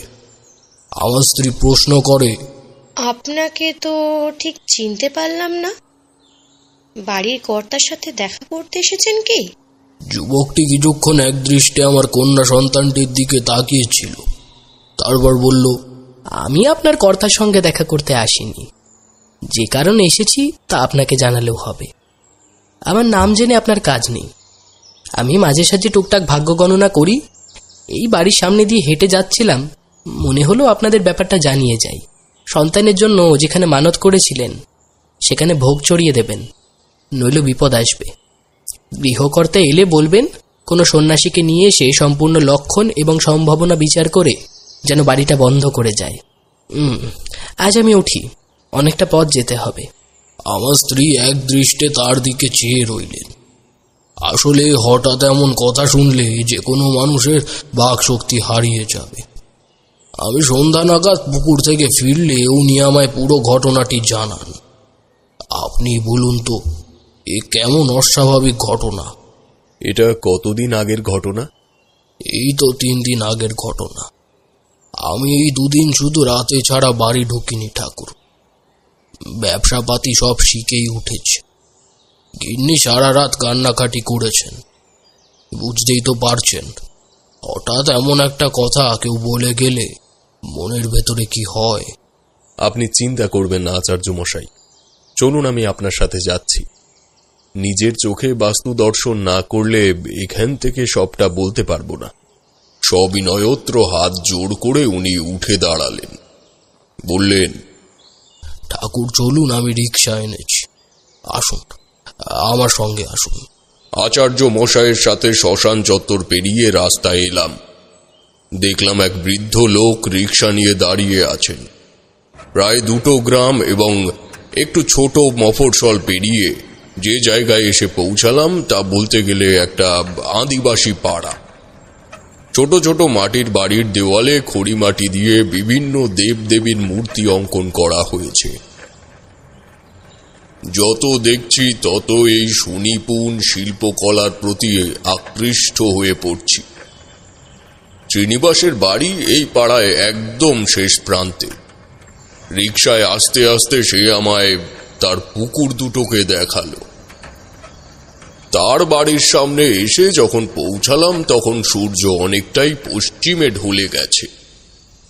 আমি এই বাড়ির উঠোনে পা রাখতেই বুঝতে পারলাম কোনো একটা অদৃশ্য শক্তি আমার পদক্ষেপকে মধ্যাকর্ষণের বিপরীতে ঠেলতে চাইছে। যে সিদ্ধ পুরুষ এসেছিলেন তিনি একটা বাক্যও ভুল বলেননি। আমি নিচু গলায় বললাম, আচার্য মশাই, অনেক দেরি হয়ে গেছে, আপনি অতি শীঘ্রই ঠাকুরের ঘট নিয়ে বাইরে আসুন তো। শ্রীনিবাস কিছুক্ষণ অবাক হয়ে আমার দিকে চেয়ে রইল। তারপর এক ছুটে ঘরের ভেতর থেকে পুজোর ঘট নিয়ে বাইরে এলো। বলল, ঠাকুর মশাই, এই নিন। ওটা আপনার হাতেই রাখুন। আমার পেছন পেছন বাড়ির চারিদিক প্রদক্ষিণ করবেন এবং আমি যখন যখন বলবো ডান হাতের তর্জনী ঘটের জলে ডুবিয়ে বাড়ির ভিতে ছিটিয়ে দেবেন। আসুন। আমি বাস্তুবন্ধন শুরু করে তখন সবে একবার ঘুরে পুনরায় বারান্দার সামনে পৌঁছেছি। এমন সময় ঘরের ভেতর থেকে একটা মহিলার চাপা কান্নার শব্দ এলো। শোনা মাত্রই শ্রীনিবাস বলল, ঠাকুর, আমার স্ত্রী হঠাৎ কাঁদছে কেন? আপনি একটু অপেক্ষা করুন, আমি। দাঁড়ান আচার্য মশাই, এই ক্রিয়া সম্পন্ন না হওয়া পর্যন্ত আপনি যেতে পারবেন না।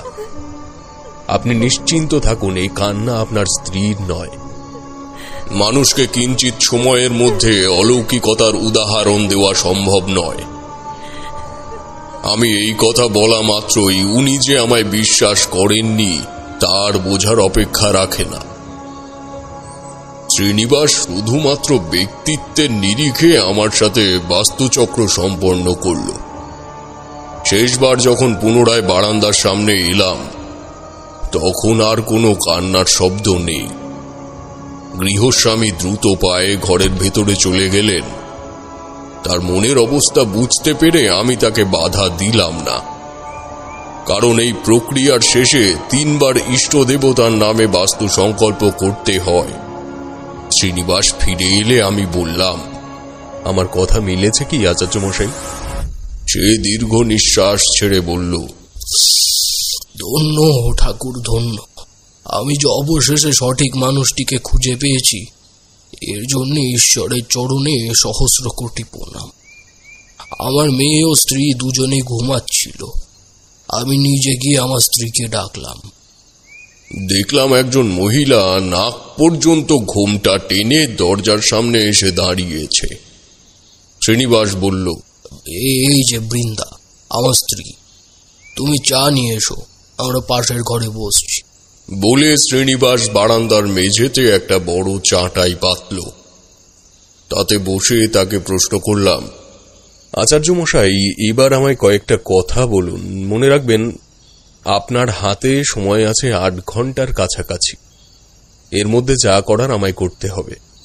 আর যদি তা না হয়, আপনার শিশু কন্যাটিকে প্রাণে বাঁচানো আমার পক্ষে অসম্ভব হয়ে যাবে। সুতরাং আপনি হয়তো বুঝতে পারছেন আমাদের হাতে সময় শুধু আজ রাতটুকু। শ্রীনিবাস ভয়ে মূর্ছা যাওয়ার অবস্থা প্রায়। পরক্ষণেই তার চোখের কোলে জল জমে এলো। অপলক দৃষ্টিতে আমার দিকে তাকিয়ে রইল কয়েক মুহূর্ত, তারপর চোখ মুছে বলল, ঠাকুর বলুন, আপনি কি জানতে চান? আমি আপনার কাছে কোনো উত্তরই গোপন করব না। বেশ, তবে সবার আগে বলুন, আপনার সন্তানের জন্য কে মানত করেছিল? আপনি নাকি আপনার স্ত্রী? গৃহস্বামী নিজে কিছুক্ষণ ভাবল, তারপর গলা চড়িয়ে বলল, বৃন্দা, এদিকে এসো তো। আচার্য গিন্নি চা নিয়ে এলেন। যদিও এই প্রশ্নটা তোমায় আগে করেছি, তবু আরেকবার একটু ভেবে বলো দেখি, তুমি কি মেয়ে হওয়ার আগে কোনো মানত করেছিলে? আচার্য গিন্নি বললে, ঠাকুরমশাই, বিয়ের 11 বছর পর আমাদের একটা মেয়ে হয়েছে। মানত তো কত ঠাকুরের কাছেই করেছিলাম, তবে সেসব পুজো তো আমি দিয়েছি। ওই লোকটার কথা অনুযায়ী এমন কোনো ঠাকুরের মানত করা যার ভোগ এখনো দেওয়া হয়নি। আমি চিন্তায় পড়ে গেলাম। যদি এরা না বলতে পারে যে কোন ঠাকুরকে ভোগ সমর্পণ করার মানত এরা করেছে, তাহলে আমার পক্ষে শুধু এই বাস্তবন্ধন করে রেখে বেশিক্ষণ বিপরীত শক্তিকে আটকানো সম্ভব নয়। মনে মনে এসব ভাবছি, এমন সময় শ্রীনিবাসের মেয়ে হঠাৎ কান্না করে উঠল। এবার শুধু শ্রীনিবাস ও তার গিন্নি নয়, আমিও খুব চমকে উঠলাম। ওরা দুজনেই ছুটে ঘরের ভেতরে ঢুকলো, তার পেছনে গেলাম আমি। গিয়ে দেখি যে মেয়ে দোলনায় শুয়ে ঘুমোচ্ছিল সে মেঝেতে পড়ে গিয়ে যন্ত্রণায় ছটফট করছে। আচার্য গিন্নি তাকে কোলে তুলে নিয়ে নিজেও হাউমাউ করে কাঁদতে শুরু করলেন। আমি তখন বেশ বুঝতে পারছি আর হয়তো বেশিক্ষণ আমি প্রাণটিকে বাঁচাতে পারবো না। হঠাৎ মাথায় এলো, এই ঘটনার পেছনে শুধু আচার্য বা তার গিন্নি কেন, তাদের আত্মীয়দের মানসিকও থাকতে পারে। তখনই প্রশ্ন করলাম, আচ্ছা আচার্য মশাই, আপনার কোনো আত্মীয় স্বজন কি এই ব্যাপারে কোনো মানত করার কথা আপনাদের জানিয়েছে? মানে আপনাদের সন্তানের জন্য কোনো পুজো দেওয়ার কথা বা ওই জাতীয় কিছু? শোনা মাত্রই আচার্য গিন্নি চোখের জল আঁচল দিয়ে মুছে নিয়ে ভাঙা গলায় বলল, আমার মামা শ্বশুর একটা পুজোর কথা বলেছিলেন। উনি বলেছিলেন। আর কিছু বলার প্রয়োজন নেই। আচার্য মশাই, আপনার ওই মামার বাড়ি কোথায়? পাশের গ্রামে ঠাকুর, কিন্তু রমেন মামা তো মারা গেছে। গিন্নি বলল বলে মনে পড়ল, একদিন মাছের হাড়ি আনতে পাশের গ্রামে মানিক দাসের বাড়িতে গিয়েছি। রমেন মামা আমায় তার বাড়িতে ডেকে নিয়ে যান। তখনই তার বয়স প্রায় 63। দাওয়ায় বসিয়ে আমায় বলল, কিরে শ্রীনিবাস, এই বুড়ো মামাটার কথা আর মনে পড়ে না বুঝি তোদের? এদিকে আমি কিন্তু মাঝে মাঝে এর কাছে তোদের খবর নিই। শোন, যে কারণে তোকে বাড়িতে ডেকে নিয়ে এলাম, আমি তোর জন্য ঈশ্বরীপুর রাজবাড়ির মন্দিরে একটা মানত করেছি, বুঝলি? ওখানকার গ্রামবাসীদের কাছে শুনেছি মন্দিরের দেবী নাকি মানুষের মানত কখনোই অসম্পূর্ণ রাখেন না। তা আমি তোর জন্য একটি সন্তান চেয়ে মানত করেছি ভাই। দিদি থাকলেও হয়তো তাই করত। যাই হোক, আমার অবস্থা ভালো না, তাই আমি যদি কিছুদিন বাদে এই পৃথিবীতে আর না থাকি, তবে ঈশ্বরীপুর রাজবাড়ির মন্দিরে তুই একবার যাস। এই কথা বলার পর মাস খানেকের মধ্যে মামা মারা যান। আমি শ্মশানে গিয়েছিলাম ঠাকুর, কিন্তু একবারের জন্য এই কথা আমার মাথায় আসে, কারণ সে কি আজকের কথা, তাও 3 বছর হয়ে গেল। আমি ব্যস্ত হয়ে বললাম, এই ঈশ্বরীপুর গ্রামটা কোথায়, মানে কত দূর? ঠাকুর, আপনাকে যেই গ্রামের শ্মশান থেকে নিয়ে এলাম ওটাই ঈশ্বরীপুর গ্রাম। আমাদের এখনই সেখানে যেতে হবে, কিন্তু গিন্নিমা কি এখানে একা থাকতে পারবেন? তাহলে বৃন্দার আমার মেয়েকে বসন্তর বাড়িতে রেখে যাই ঠাকুর, ও রিক্সাটা নিয়ে চলে যাব আমরা। আমরা দ্রুত পায়ে রাস্তায় হাঁটতে শুরু করলাম। বসন্তের বাড়ি গ্রামে প্রবেশ করার মুখে। তখন সময় খুব সম্ভবত রাত 8টা কি 8:30, কারণ রাস্তার পাশের প্রায় প্রতিটা বাড়িতেই লক্ষ্য করলাম বারান্দায় বসে বাড়ির সবাই মিলে একসাথে রাতের খাবার খাচ্ছে। এটা শুধু তখন নয়, এখনো গ্রামের দিকে রাত 9টার মধ্যে মানুষের এক ঘুম হয়ে যায়। বসন্তের বাড়ি পৌঁছে দেখি বৃদ্ধ খাওয়া দাওয়া সেরে ঘুমিয়ে পড়েছে। শ্রীনিবাস ডাকলো, বসন্তদা ওঠো একটু, খুব বিপদে পড়ে এখানে এসেছি। বুড়োর কিন্তু এই বয়সেও কান একেবারে সজাগ। শ্রীনিবাসের এক ডাকে সে দরজা খুলে বাইরে এলো, বলল, কি হে শ্রীনিবাস, কিছু হয়েছে নাকি? তোমায় রিক্সায় যেতে যেতে বললাম না, একটা ছেলে এমন বলে গেছে অমঙ্গলের কথা, তা মিলতে শুরু করেছে গো। বৃন্দার আমার মেয়েটিকে তোমার বাড়িতে রেখে তোমার রিক্সাটা নিয়ে আমি আর ঠাকুর একটু ঈশ্বরপুর গ্রামে যাব। বৃদ্ধ একটু ভেবে উত্তর দিল, হ্যাঁ, নাম শুনেছি, কিন্তু আজ বহু বছরই ওখানে কেউ যায় না। তাও ধরুন 10 বছর। লোকেরা বলা বলি করে ওখানে নাকি রাতে মাঝে মাঝে ঘন্টার শব্দ পাওয়া যায়। ওখানে এত রাতে যাওয়াটা কি ঠিক হবে? আমি ব্যস্ত হয়ে বললাম, আমাদের এখনই যেতে হবে, আপনি চিন্তা করবেন না, এখন শুধু আমার সাথে একবার বাইরে আসুন। বসন্ত বাইরে এলে আমি আমার পুটলি থেকে প্রসাদী ঘটি বের করে তাতে জল ভরে আনতে বললাম তাকে। তারপর ওর বাড়ি বন্ধ করে আমি আর শ্রীনিবাস বেরিয়ে পড়লাম ঈশ্বরীপুর বাড়ির উদ্দেশ্যে। তখনও বুঝিনি এমন ভয়ানক কোনো কিছুর মুখোমুখি আমি পড়তে চলেছি। তারানাথ থামল। আমি আর কিশোরী চোখ মোটা মোটা করে তার দিকে চেয়ে আছি। সত্যি ভাবতে অবাক লাগে, এই মানুষটা বিনা স্বার্থে কত মানুষের জন্য নিজের জীবন মৃত্যুর দিকে ঠেলে দিয়েছে। আসলে মানুষ নয়, মহৎ মানুষ ছাড়া এটা সম্ভব নয়। কিশোরী আর একটা সিগারেট বের করে তারানাথের সামনে ধরল। তারানাথ সেটা ধরিয়ে নিজের মনের সাথে একটা দ্বন্দ্বে লিপ্ত হল। ওর মুখ দেখেই বুঝলাম ও ঘটনাটির উপসংহারটা ভালো করে গুছিয়ে নিচ্ছে। খানিক বাদে সিগারেটে একটা লম্বা টান দিয়ে আবার বলতে শুরু করল, রিক্সা চালাচ্ছে শ্রীনিবাস, আর আমি পুটলি থেকে কিছু পুঁথি বের করে মানত ক্রিয়া সম্পূর্ণ করার মন্ত্র খুঁজে বের করছি। আকাশের অবস্থা যে অতটা খারাপ হয়ে গেছে তা প্রথমে লক্ষ্য করিনি আমরা কেউই। হঠাৎ অনতি দূরে একটা বাজ পড়তেই আমরা আকাশের দিকে দেখলাম। দেখি মাথার ওপরে আকাশ বলতে কিছুই নেই, ঠিক যেমন আলো নিভিয়ে রাতের বেলা ঘরে শুয়ে থাকলে মনে হয়, এ যেন তেমন কোনো ঘরে আবদ্ধ আছি আমরা। চাঁদ তারা সবকিছুকে গ্রাস করে কালো মেঘের চাদর যেন ভেসে চলেছে দূর দিগন্ত পর্যন্ত। শ্রীনিবাস বলল, ঠাকুর, আকাশের অবস্থা ভালো না, এখনো তো বেশ খানিকটা দূর। আচার্য মশাই, ঝড় জল তুফান যাই হয়ে যাক, আমাদের গন্তব্যে পৌঁছতেই হবে। আপনার কন্যাকে বাঁচানোর এই একটাই উপায় আমার কাছে আছে। শ্রীনিবাস দ্রুত পা চালাতে লাগলো। প্রকৃতির এই অস্থিরতা যে স্বাভাবিক নয় তা তখন আমার কাছে স্পষ্ট। এই শিশু কোনো দেবতা প্রদত্ত নয়। তা যদি হতো, এমন নিষ্ঠুর ভবিতব্যে উপনীত হতে হতো না এই পরিবারের। ঈশ্বরীপুর শ্মশানের কাছে এসে দুর্বল রিকশাটি হঠাৎ গেল বিগড়ে। খানিকক্ষণ চেষ্টা করার পর যখন সেটা ঠিক হলো না, আমি শ্রীনিবাসের হাত ধরে টেনে দাঁড় করালাম। দেখলাম ওর চোখ থেকে অনবরত জল গড়িয়ে চলেছে। কোনো পিতা যদি জানতে পারে তার একমাত্র মেয়ে কয়েক ঘন্টার মধ্যে মারা যেতে চলেছে, তাহলে তার অবস্থা কি হতে পারে আশা করি বুঝতে পারছো। ও কান্না করতে করতে বলল, ঠাকুর, আমি তো ঠিক করে চিনিও না সে রাজবাড়ি কোন দিকে। শ্মশানের পেছনের ওই জঙ্গলে বেশ খানিকটা হেঁটে গেলে শুনেছি।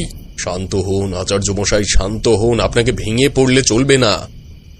চলুন চলুন, আমায় নিয়ে চলুন জঙ্গলের দিকে। তাকে সান্ত্বনা দেওয়া ছাড়া আমার হাতে সে সময় কোনো উপায় নেই। শ্রীনিবাসের বাড়ির অবস্থা যা বুঝেছি, এক ছায়ামূর্তি সব সময় ওর মেয়ের সামনে বসে আছে। যখন মেয়েটা দোলনা থেকে পড়ে গেল তখন ছুটে তার ঘরে যাই।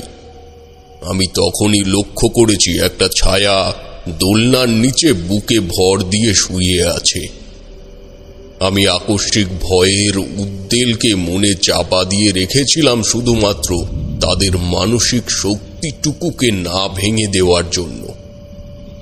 মনে রেখো, মধ্যবিত্ত পরিবার যে কোনো বিপদের পরিস্থিতিতে মানসিক শক্তি হারিয়ে ফেললে মৃত্যু একটা নয়, অজস্র নেমে আসতে পারে। কারণ অন্য জগৎ থেকে যেসব জীব মানুষের আত্মা বহন করে তাদের জগতে নিয়ে যায়, তারা লক্ষ্য রেখে যায় কার ওপর এই ঘটনার প্রভাব বেশি পড়েছে, সেই হয়ে ওঠে তাদের পরবর্তী শিকার। অজানা অপরিচিত জঙ্গলের মধ্যে উন্মাদের মতো ছুটে চলেছে শ্রীনিবাস। আমরা কেউ জানি না সেই রাজবাড়ি কোথায় এবং আদৌ এ জঙ্গলে কোনো রাজবাড়ি আছে কি না। জঙ্গলের কতটা গভীরে ঢুকে এসেছি জানি না। শ্রীনিবাস আমার দৃষ্টি আওতায় নেই তখন। এমন সময় কানে ভেসে এলো একটা মৃদু ঘণ্টার ধ্বনি। দিক নির্ণয় করা সম্ভব নয় যে সে শব্দ কোথার থেকে আসছে।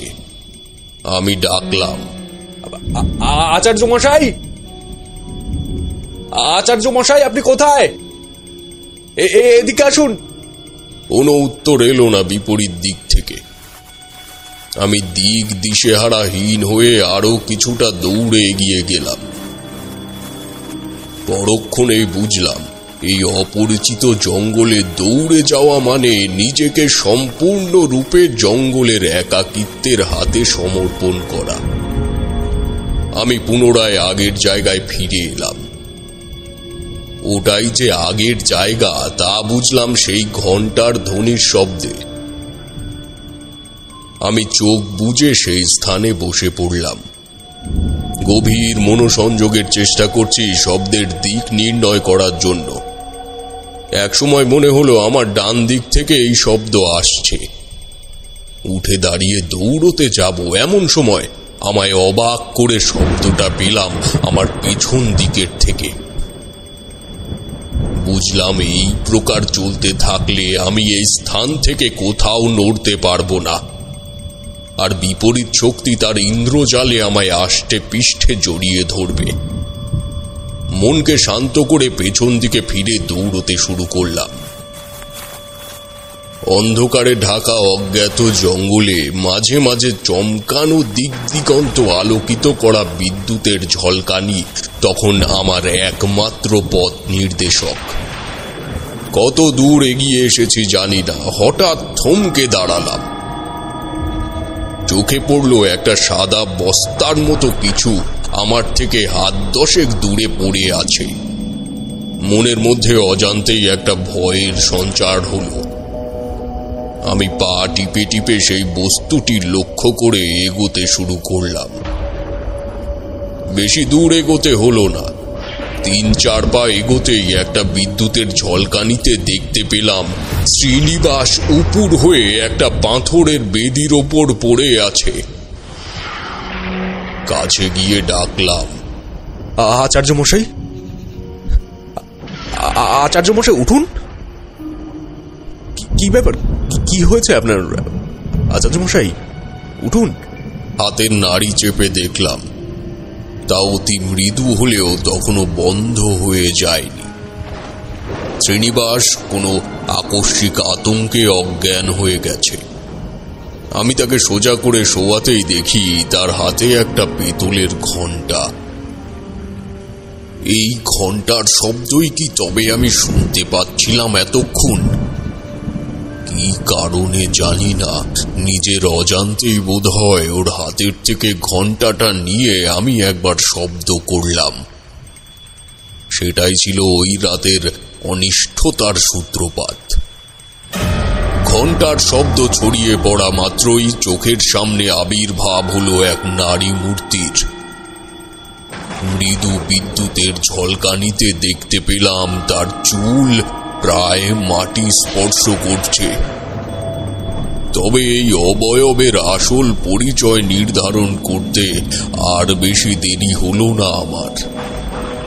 হাতের কাছে ভেসে এলো ঈষৎ গরম একটা তরল, এবং ধীরে ধীরে চারিদিকে ছড়িয়ে পড়ল ম্লান রক্তের ঘ্রাণ। বুঝলাম এই ছায়ামূর্তি মা ভৈরবীর। এই দেবী রক্ত পিপাসু, যেমন তার ক্রোধ ঠিক তেমনি তার মায়া। ভৈরবীর কাছে মানত করা কোনো অঘ্র কোনো সময় না প্রদান করে রাখতে নেই। অন্যথায় এই দেবী মানতকারীর জীবনে যে বস্তুর আবির্ভাব ঘটাবে তা মুহূর্তে ছিনিয়ে নিয়ে যেতে বিন্দু মাত্র সময় নেবে না। এই কারণেই নির্দিষ্ট কিছু ধনী মানুষ ছাড়া মা ভৈরবীর কাছে কেউ মানত করেন না।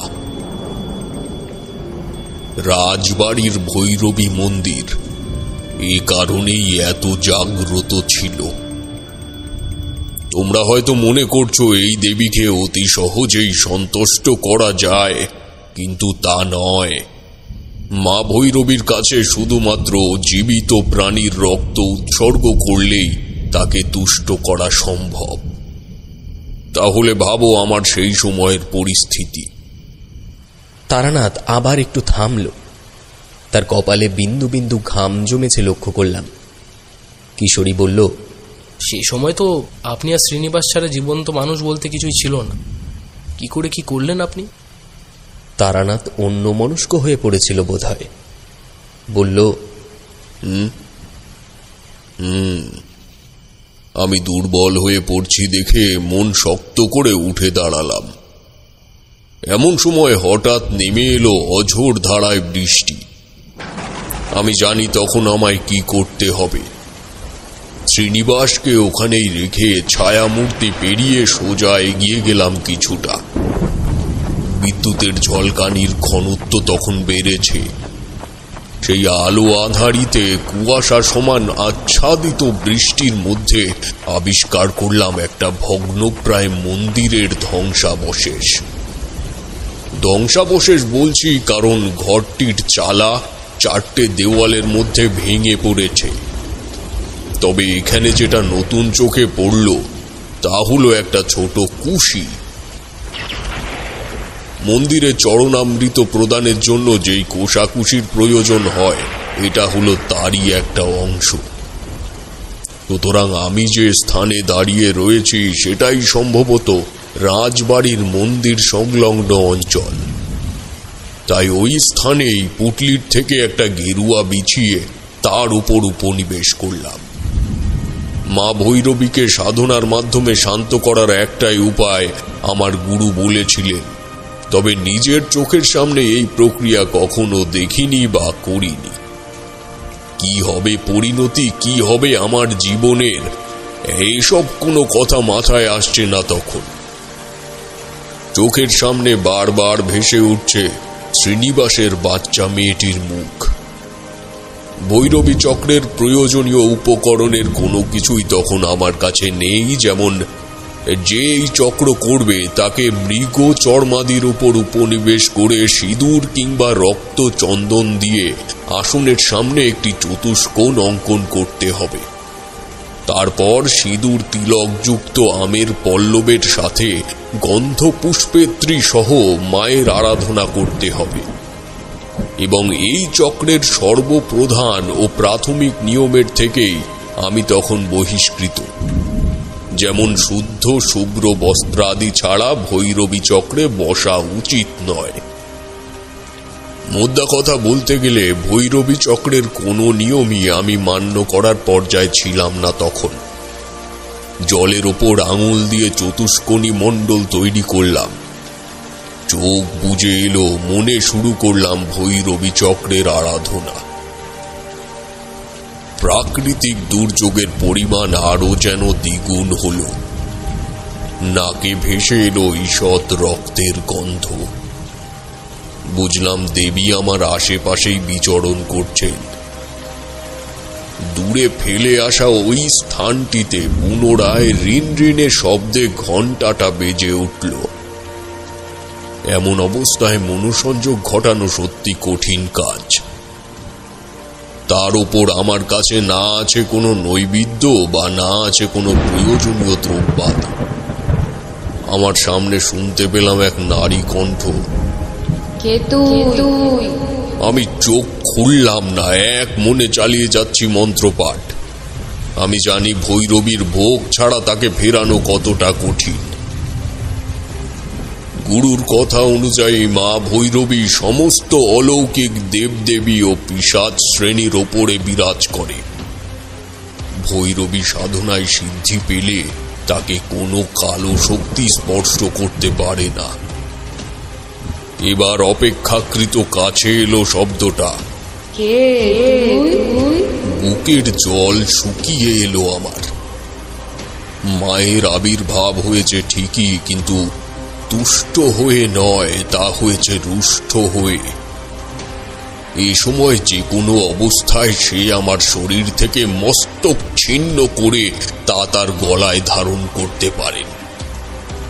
তাকে তুষ্ট করার উপায় আমার জানা নেই, তবে এই কিঞ্চিত সময়ের ব্যবধানে এর থেকে বেশি কিছু করার সময় আমার হাতে ছিল না। শেষে একটা শব্দ শুনে আর আরাধনায় মনোনিবেশ করতেই পারলাম না। শুনলাম একটা শিশুর যন্ত্রণায় কুটিয়ে ওঠার শব্দ। চোখ খুলে দেখি আমার সামনে একটি শিশুকে কোলে করে দাঁড়িয়ে আছে এক মুন্ডি পরিহিত নারী মূর্তি। তার চোখ শান্ত, মুখে একটা মায়ার ছাপ প্রস্ফুটিত। আমি হাত জোর করে বললাম, মা, মা তুমি দয়া করো মা। এই কন্যা সন্তান তাদের বহুদিনের সাধনার ফল। আমি নৈতিক আবদার করছি, আমি জানি, তবে তুমি তো সর্বধারিণী, তুমি তো একে সৃষ্টি করেছ। এই গরিব মানুষগুলোর মুখের দিকে তাকিয়ে তুমি দয়া করে রুষ্টতা বর্জন করো মা, তুমি দয়া করো, তুমি দয়া করো বলে তার সামনে লুটিয়ে পড়লাম। আমি জানতাম ভৈরবী চক্র আমার পক্ষে সুসম্পন্ন করা সম্ভব নয় কোনো উপকরণ ছাড়া। কতক্ষণ পূর্ব অবস্থায় পড়ে আছি জানি না। অনুভব করলাম আমার হাতের উপর কিছু একটা স্পর্শ হচ্ছে। একবার নয়, বেশ কয়েকবার এই অনুভূতি হলো আমার। তাকিয়ে দেখি শ্রীনিবাসের ছোট্ট মেয়েটি আমার পাশে আমার পাতা গেরুয়াটার ওপর শুয়ে হাত পা ছুঁড়ছে। বুঝলাম মা আমার একনিষ্ঠতায় তুষ্ট হয়ে আমায় এই বর প্রদান করলেন। আমি ঊর্ধ্ব গগনে প্রণাম জানিয়ে শিশুটিকে কোলে তুলে নিয়ে উঠে দাঁড়ালাম। ঘুরে দাঁড়িয়ে দেখি শ্রীনিবাস খানিক দূরে একটা গাছের গোড়ায় দাঁড়িয়ে আছে। আমি হাসি মুখে তার সামনে গিয়ে বললাম, এই নিন আচার্য মশাই আপনার মেয়ে। চিন্তা করবেন না, এখন আপনারা সম্পূর্ণ বিপদ মুক্ত। সে আমার পা জড়িয়ে ধরে হাউমাউ করে কাঁদতে শুরু করলো। তার মনের দুঃখ ও ভয়কে আমি কান্না হয়ে বেরিয়ে যেতে বাধা দিলাম না। এবার বলি এই ঘটনা তোমাদের বলার কারণ। আমি কখনোই কোনো প্রাণী হত্যা করা তান্ত্রিকের সম্মুখীন হইনি, কারণ সে তান্ত্রিক উচ্চ মার্গের হোক কিংবা নিম্ন স্তরের, জীবজন্তুর হত্যা কোনোদিনও তাকে সাধক হতে দেবে না। তবে মৃত প্রাণীর বিভিন্ন ক্ষেত্রে প্রয়োজন আছে, তা বলাই বাহুল্য। কাহিনীটি শুনে সত্যি ভুলে গেছিলাম যে আসলেও ওই হরিণ হত্যার ব্যাপারটা দিয়ে এই কাহিনী শুরু হয়েছিল। তারানাথের কথায় আবার বিষয়টি মাথায় এলো, কিন্তু না, তা বেশিক্ষণ মাথায় স্থায়ী হলো না। শুধু মনে হলো সামনের মানুষটিকে এক দৃষ্টে তাকিয়ে দেখি।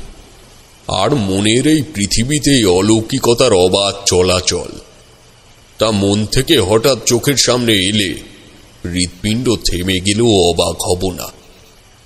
তবে কি জানো, এই পৃথিবীতে ঈশ্বর খুব কম মানুষদের সৃষ্টি করেছেন যারা তাদের প্রকৃত দর্শন পান, কিন্তু সর্বপূর্বে সেই মানুষগুলি কখনোই ব্যবসাদার হতে পারেন না।